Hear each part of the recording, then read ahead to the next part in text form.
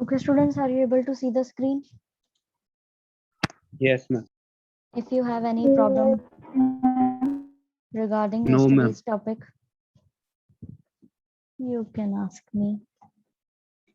किसी को कोई दिक्कत नहीं कल के पढ़ाए टॉपिक के अंदर?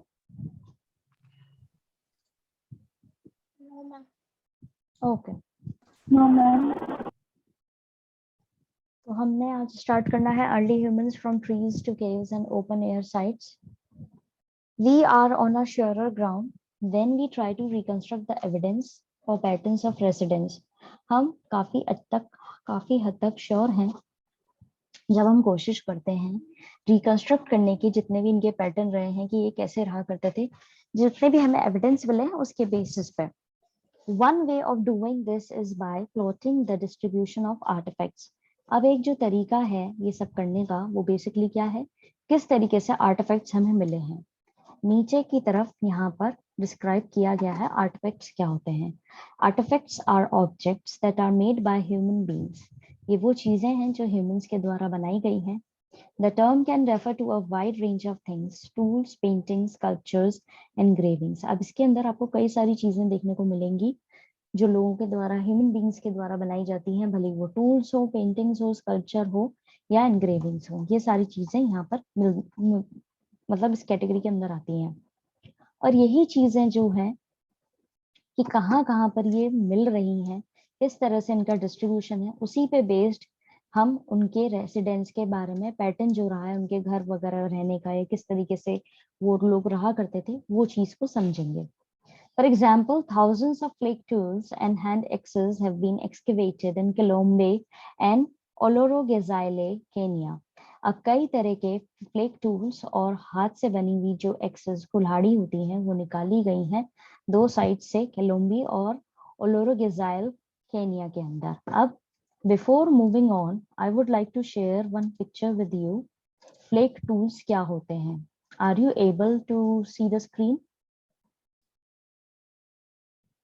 Yes, ma'am.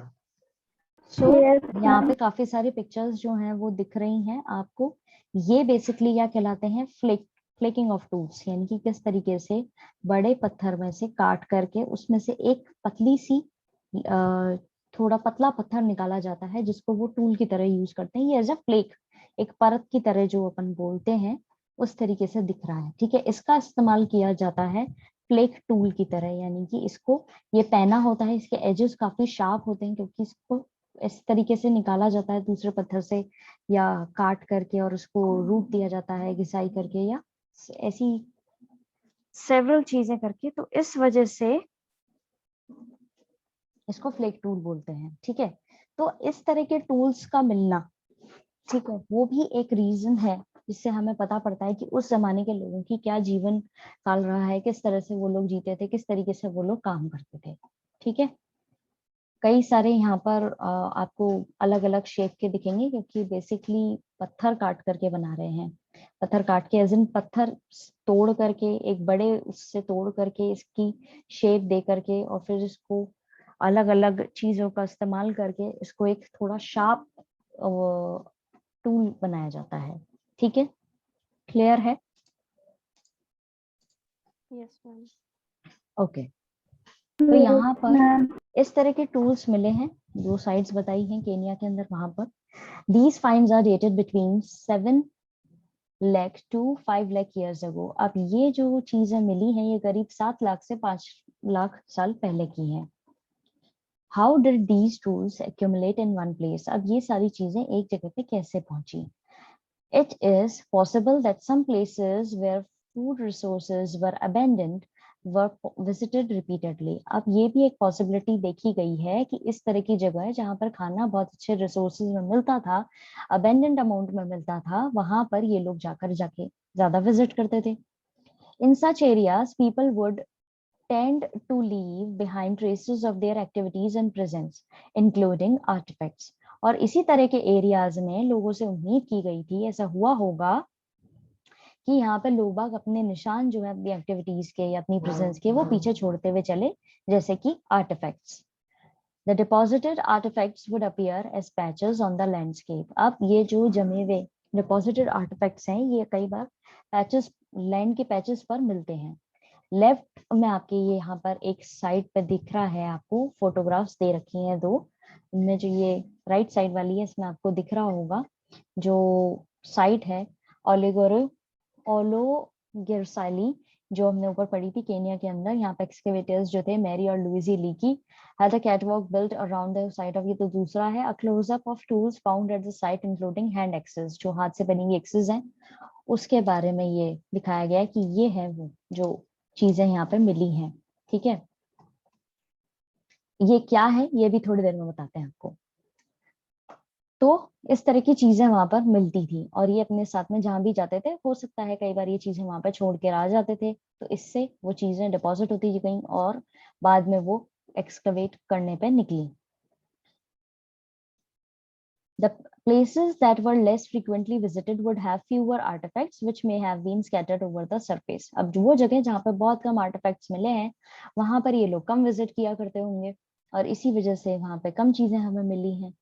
It is also important to remember that same locations could have been shared by hominids, other primates and carnivores. और ये चीज भी हमें दिमाग में रखनी है, भूलना नहीं है कि यही लोकेशंस पर हमें hominids भी मिले हैं, उन्होंने भी शेयर करी है ये लोकेशन, प्राइमेट्स ने भी करी है और कार्निवोर्स ने भी करी है।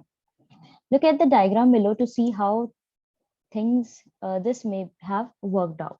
अब होमोनिड्स जो हैं बेसिकली वो रहा करते थे ट्रीज के ऊपर, लेपर्ड्स जो हैं वो भी ट्री पे रह रहे हैं, आउल भी है, कार्निवोर्स जो है वो बोन्स नीचे कैरी कर रहे हैं, खा रहे हैं और छोड़ करके जा रहे हैं, स्टोन्स भी हैं, होमोनिड्स अपने साथ में स्टोन्स कैरी कर रहे हैं, नॉन होमोनिड्स प्रीमेट्स जो है वो चीजों को इधर उधर मूव कर रहे हैं। ठीक है, दूसरे प्रीमेट्स जो है वो भी ट्री पे हैं, स्कैवेंजर्स रिमूव, यानी कि स्कैवेंजर्स जो है वो बोन्स हटा रहे हैं, स्टोन और बोन्स जो है वो भी हट रहे हैं, होमोनिड्स हटा रहे हैं, crocodiles feeding and when the site is flooded, जब क्रोकोडाइल्स यहाँ पे आ रहे हैं तो वो भी खा रहे हैं, फीडिंग हो रही है, काटिंग हो रही है, ब्रेकिंग हो रही है, च्यूइंग हो रही है, सब तरह की एक्टिविटीज जो है यहाँ पे हो रही हैं। तो आर्कियोलॉजिस्ट जो है वो सजेस्ट करते हैं कि अर्ली होमिनिड्स जैसे कि होमो हैबिलिस जो थे वो प्रोबेबली कंज्यूम करते थे खाना जहाँ पे भी उनको मिलता था और वो अलग अलग जगहों पर सो जाते थे और अपना ज्यादा से ज्यादा समय ट्रीज पे बिताया करते थे। तो ये बोन्स जो हैं ये साइट पे कैसे पहुंची और ये जो स्टोन्स हैं ये यहाँ पे कैसे पहुंचे, या ये बोन्स जो है ये कैसे अभी तक सरवाइव कर पाई, ये सारे क्वेश्चंस अब उठते हैं। हर कोई चीज जो यहाँ पे आप पढ़ेंगे उसके पीछे कोई ना कोई रीजन होगा और कोई ना कोई ऐसी बात होगी जिसका अभी तक प्रॉपर एक आपको अप्रोप्रिएट आंसर नहीं मिला है। तो you don't have to get confuse about it, आपको कंफ्यूज नहीं होना है। आपके सामने जो भी चीजें दी गई हैं, आपके सामने जो भी फैक्ट्स और फिगर्स रखे गए हैं, आपको सिंपली उसको समझना है। ठीक है, समझ में आया ये डायग्राम में क्या बताना चाह रहे हैं? मैम एक बार आप इस डायग्राम को री एक्सप्लेन कर देंगे? बिल्कुल बिल्कुल, यहाँ पर बोला गया है जैसा अभी हमने ऊपर पढ़ा कि ये इम्पोर्टेंट है हमारे पॉइंट पास में ये पॉइंट कि भाई ये जो साइट्स रही हैं यहाँ पर अलग अलग प्रजाति के जो चीजें हैं वो रही हैं। अब वो भले ही होमोनिड्स हो, प्रीमेट्स हो, कार्निवोर्स हो, अलग अलग लोगों ने सेम लोकेशन शेयर करी है, तो उनके द्वारा करी हुई जो भी एक्टिविटीज थी वो अपने अपने हिसाब से वहां पर उसकी एक ना एक चीज आपको मिलती गई है। ठीक है, तो होमोनिड्स के लिए यहाँ पे बोला जाता है archaeologists suggest that early hominids such as Homo habilis probably consume most of the food where they found it, slept in different places and spent much of their time in trees. अब hominids के लिए यहाँ पे बोला जाता है, Homo habilis जो है बेसिकली उनके लिए बोला गया है आर्कियोलॉजिस्ट ने कि वो लोग अधिकतर वही खा लेते थे जो भी उनको खाना मिलता था, अलग अलग जगहों पे वो सोते थे और अधिकतर अपना समय जो है पेड़ों पर बिताते थे। यहाँ पे यही चीज बोली गई है जो पेड़ों पर बिताने वाली चीज है कि होमोनिड्स जो है वो यहाँ पे रह रहे हैं। ठीक है, अब ये साथ साथ दूसरे प्रीमेट जो है वो भी ट्रीज पे रह रहे हैं, आउल भी है, मतलब दूसरे जानवर जो है वो भी रह रहे हैं, लेपर्ड्स जो है वो भी आकर के ट्रीज पे खाते हैं। ठीक है, चढ़ करके अपने शिकार करके लाए और यहाँ चढ़ गए और वहां पे खाए और फिर वो चीजें नीचे गिरी और क्या कहते हैं डिपॉजिट होती गई। ठीक है, बोन्स वगैरह या जो भी चीजें थी वो डिपॉजिट होती गई, होमिनिड्स के द्वारा कोई भी चीज ऊपर यूज की गई वो नीचे गिरी और फिर उन वो यहाँ से मूव कर गए दूसरी जगह पे, वो यहाँ छोड़ के चले गए। कार्निवोर्स जो आ रहे हैं वो अपने साथ में बोन्स वगैरह लेकर के आ रहे हैं, कार्निवोर्स आपको पता ही है कार्निवोर्स कौन होते हैं, दूसरे एनिमल्स को खा करके दूसरे लिविंग बींग्स को कंज्यूम करके जो सरवाइव करते हैं, फ्लैश ईटिंग एनिमल्स बेसिकली। तो ये सब लोग आकर के रह रहे हैं, अपनी एक्टिविटीज कर रहे हैं, चीजें छोड़ के जा रहे हैं, मूव कर रहे हैं, या अपने साथ में ले करके जा रहे हैं कुछ चीजें, कुछ नहीं मिल रहा है, कुछ सब सब मिक्सअप है, सब कुछ, अब सारी एक्टिविटीज एक ही जगह पे हो रही हैं। तो बाद में लाखों सालों बाद जब उन जगहों को उनकी पूरी एक्सकवेट किया जाता है, खोदा जाता है, वहां पे पूरा प्रोसेस चलाया जाता है, तो जो जो चीजें मिलती जाती हैं उनको बिठा करके उनको प्रॉपर स्टडी करके देखा जाता है कि कौन सी चीज किससे लिंक है और क्या उस समय का सिनेरियो रहा होगा, कौन कौन यहाँ पे आया, किसने क्या यूज करा, क्या उनकी गतिविधियां रही, कैसे वो लोग सरवाइव करे, क्या वो उन्होंने टूल्स बनाए, ये कार्निवोर्स ने टूल्स बनाए होंगे या होमो हेबिलिस जो है उन्होंने बनाए होंगे, या दूसरे प्रीमेट्स की क्या एक्टिविटीज रही होंगी, कैसे ये यहाँ पे चीजों को यूज कर रहे थे, कैसे नहीं कर रहे थे, फिर कैसे अगर कोई बाढ़ वगैरह आ गई, जैसे यहाँ पे दे रखा है फ्लड आए, तो कैसे वो उसके साथ में बह करके दूसरी जगह पे चली गई चीजें। ये सारी एक्टिविटीज जो है आपको इस डायग्राम के अंदर समझाने की कोशिश की गई है। अब समझ में यस आया मैम। आपको? Yes ma'am. ओके, अब आगे बढ़ते हैं। Between 4 lakh to 1,25,000 years ago, caves and open air sites began to be used. 4 lakh से करीब 1,25,000 साल पहले केव्स यानी जो ये गुफाएं होती हैं या ओपन एयर साइट्स होती हैं उनका इस्तेमाल किया जाने लगा। Evidence for this comes from sites in Europe. अब इसके सबूत यूरोप में मिले हैं। In the Lazarette cave in southern France, a 24 into 4 meter shelter was built against the cave wall. इसका जो एविडेंस मिला है वो लेजरेट केव के अंदर मिला है, जो सर्दर्न फ्रांस के अंदर है। करीब 12x4 की शेल्टर मिली है, यहाँ पे बनाया गया है केव वॉल के अंदर, केव के अंदर एक वॉल के साथ में। Inside it were two hearths and evidence of different food sources: fruits, vegetables, seeds, nuts, buds, egg, fresh water, fish, trout, perch, carp। अब ये यहाँ पे जो चीज बताई गई है, जो यहाँ का हर्थ बोला गया है उसको बोला जाता है फ्लोर। फ्लोर फायर प्लेस की जो नीचे की जमीन होती है जहाँ पे आग लगा करके काम करते हैं, और उसके नीचे की जो जमीन होती है वहां पे इसके एविडेंस मिले हैं। यहाँ पर जो एविडेंस मिले उसके अंदर अलग अलग सोर्सेज लिखे हैं खाने के: fruits, vegetables, seeds, nuts, bird eggs और फ्रेश वाटर फिश। जो ताजे पानी की मछलियां होती हैं उनके टाइप्स बता दिए हैं: ट्राउट, पर्च और कार्प। उन सबके एविडेंस यहाँ पे मिले हैं। At the another side, Terra Amata on the coast of southern France, flimsy shelters with roof of wood and grasses were built for short-term seasonal visits.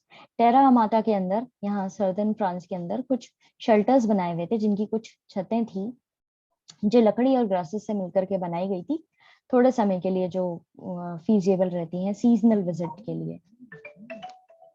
तो वो चीज भी यहाँ पे देखने को मिली है, उसके भी एविडेंस यहाँ पे मिले हैं। ठीक है।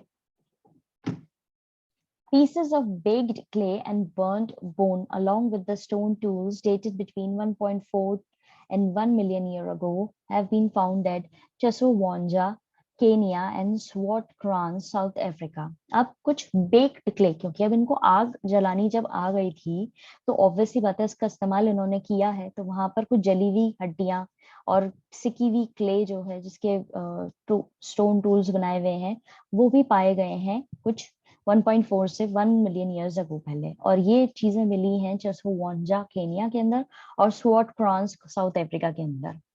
Were these the result of a natural bushfire or volcanic eruption? अब क्वेश्चन ये उठता है, क्या ये इसलिए मिली ऐसी चीजें कि यहाँ पे कभी नेचुरल बुशफायर लगी, जो झाड़ियों में आग लग जाती है उसकी वजह से, या कभी यहाँ पे वॉल्केनिक इरप्शन हुआ है, और were they produce through the deliberate controlled use of fire, या फिर ये प्रॉपरली जानबूझ करके जो कंट्रोल्ड फायर होती है उसका इस्तेमाल करके इन्होंने ये चीज बनाई है।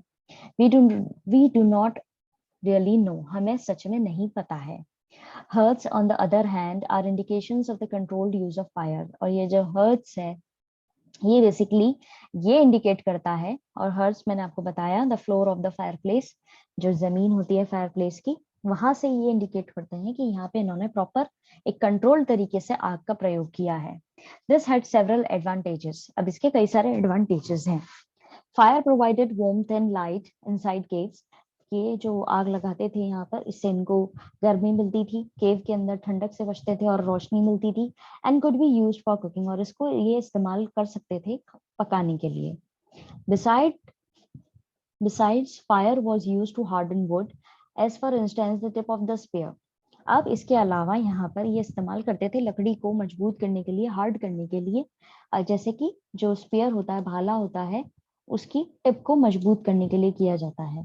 I am sharing a picture with you. Are you able to see the screen?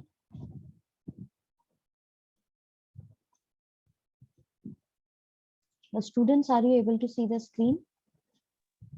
Yes, ma'am. Yes, ma'am. ये जो भाला होता है, यहाँ पे कई सारे स्पेयर्स के वो दे रखे हैं, ठीक है, अलग अलग उनके शेप्स दे रखे हैं। तो इसके आगे की जो ये टिप होती है, उसको स्ट्रॉन्ग करने के लिए, लकड़ी की बनी हुई होती है जब, तो उसको स्ट्रॉन्ग करने के लिए भी इन्होंने यूज किया है फायर का। वो सिंपली चीज यहाँ पे बताई गई है, ठीक है। अब ये यहाँ पे सारी चीजें रिलेट करी जा रही हैं जो कि आग जलाना सीख चुके थे उससे जोड़ करके। The use of heat also facilitated the flaking of tools. अब यही जो आग का इस्तेमाल है, गर्मी का इस्तेमाल है, इसको जोड़ के देखा जाता है फ्लेकिंग ऑफ टूल्स से भी, जो मैंने भी आपको थोड़ी देर पहले पिक्चर्स दिखाई थी, फोटोग्राफ्स दिखाई थी उससे, कि यहाँ पर फ्लेकिंग ऑफ टूल्स करने के लिए, यानी कि फ्लेक बनाने के लिए भी इसका इस्तेमाल किया जाता था गर्मी से, उसका गर्मी का इस्तेमाल करके। As important, fire could be used to scare away dangerous animal. और इसके साथ साथ एक इम्पोर्टेंट चीज जो है वो ये भी है कि खतरनाक जानवरों को डराने के लिए, उनको भगाने के लिए भी आग का प्रयोग किया जाता था। समझ में आया? किसी को कोई दिक्कत? No, ma'am. अब यहाँ पे जो ये फोटोग्राफ है उसको एक्सप्लेन कर देते हैं। लेफ्ट साइड में जो फोटोग्राफ है, ये है एक साइट ओलोरो गेसाली जो थी, उसके बारे में हमने पढ़ा था उस साइट की। यहाँ पे जितने भी एक्सकवेटर्स थे, मैरी और लुई ली की, इनको यहाँ पर एक कैटवॉक के तौर पे बिल्ड करा हुआ ये मिला है, ठीक है। इस साइट पर इन लोगों ने ये ऑब्जर्व किया है, लकड़ी का ये जो बना हुआ है इस चीज को, पुल जैसा, इसको उन्होंने यहाँ पे ढूंढा है। साथ साथ यहाँ पे ये फ्लेक्स भी मिले थे।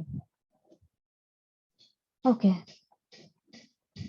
Early humans making tools. अब अर्ली ह्यूमंस ने कैसे टूल्स बनाए उसके बारे में पढ़ेंगे। To start with, it is useful to remember that the use of tools and tool making are not confined to humans. ये टूल्स का यूज करना या टूल्स बनाना सिर्फ ह्यूमंस तक ही सीमित नहीं था।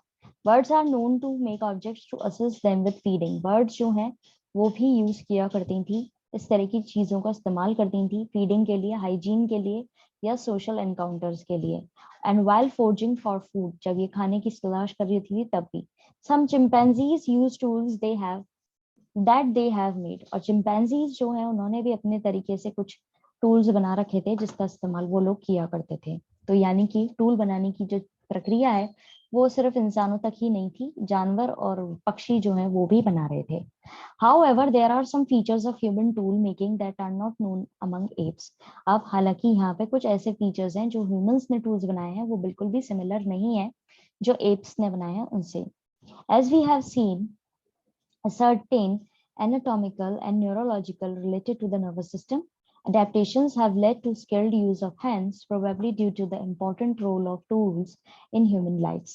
अब हमने देखा है यहाँ पर कुछ पकड़ने का तरीका जो है वो, और जो न्यूरोलॉजिकल यानी कि depend the size of the brain basically, उस चीज से रिलेटेड इन लोगों का इम्प्रूवमेंट हुआ है, एवोल्यूशन हुआ है। इन्होंने हुनर सीखे हैं, किस तरीके से हाथ का प्रयोग करना है, हाथ का इस्तेमाल करना है दूसरी चीजों को बनाने में, टूल्स वगैरह को बनाने में, और किस तरीके से पकड़ करनी है। ये पेड़ से पेड़, एक पेड़ से दूसरे पेड़ पे जाते थे तो इनके हाथों की जो पकड़ थी वो बेसिकली ग्रिप उसी तरह की थी। धीरे धीरे जब ये पैरों पर चलना सीख गए तो फिर उनकी जो हाथ का ग्रिप थी वो थोड़ी सी चेंज हुई और इनका पोस्चर स्ट्रेट हुआ। ये सारी चीजें जो हैं ये बिल्कुल डिफरेंट थी, और यही एक इम्पॉर्टेंट रोल प्ले किया है ह्यूमन लाइफ के अंदर, जिससे उन्होंने टूल्स को बनाना, इस्तेमाल करना, ऑब्जेक्ट्स को हाथ में लेना, इन्फेंट्स को हाथ में लेना सीखा है. Moreover, the ways in which humans use and make tools often require greater memory and complex organizational skills, both of which are absent in apes. अब इसके अलावा ह्यूमंस का जो कॉम्प्लेक्स स्किल्स हैं, ऑर्गेनाइजेशनल स्किल्स हैं, भाई ह्यूमंस का दिमाग जो है वो ज्यादा अच्छी उनकी मेमोरी है, उनको याद रहता है कि भाई कैसे किस चीज को क्या करके हम अच्छा टूल बना सकते हैं, वो स्किल्स उनके पास में ज्यादा है. तो ये चीज आपको जानवरों के अंदर देखने के अंदर नहीं मिलेगी. उनके जो टूल्स होंगे वो पूरी तरीके से डिफरेंट होंगे. अब वो कैसे इस्तेमाल करते थे उन चीजों का, किस तरीके से इस्तेमाल करते थे, वो टोटली उन पर डिपेंड करता है. तो यहाँ पे एप्स जो है बेसिकली उनके लिए चीज बोली गई है कि उनके टूल्स जो थे वो ह्यूमन के टूल्स से पूरी तरह डिफरेंट थे. इन दोनों ही पैराग्राफ्स में किसी को कोई दिक्कत आई है तो आप लोग पूछ सकते हैं अभी.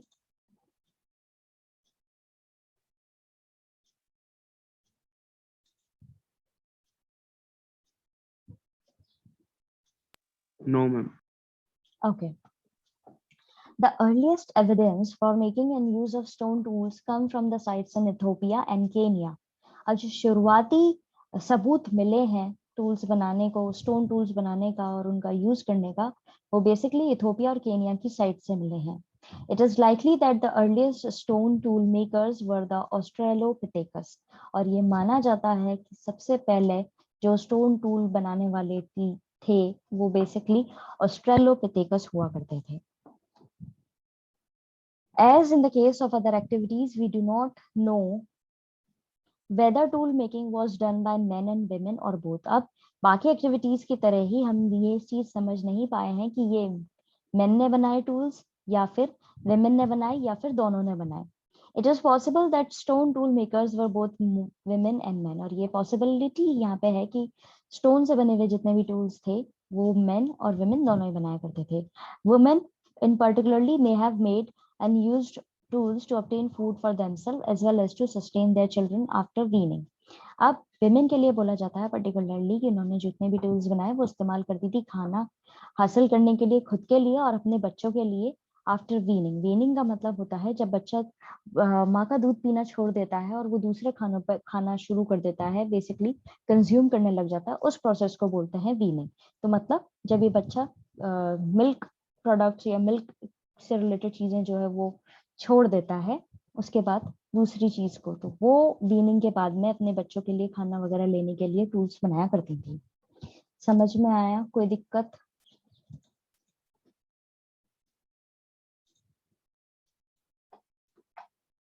क्लियर है? Okay, No, so ma'am. That's it for today. आज हम इतना ही करेंगे. we'll continue this chapter in tomorrow's class. अपनी प्रॉब्लम्स इकट्ठी कर लीजिएगा. Till then, have a nice day ahead. God bless you all. Stay fit, stay healthy.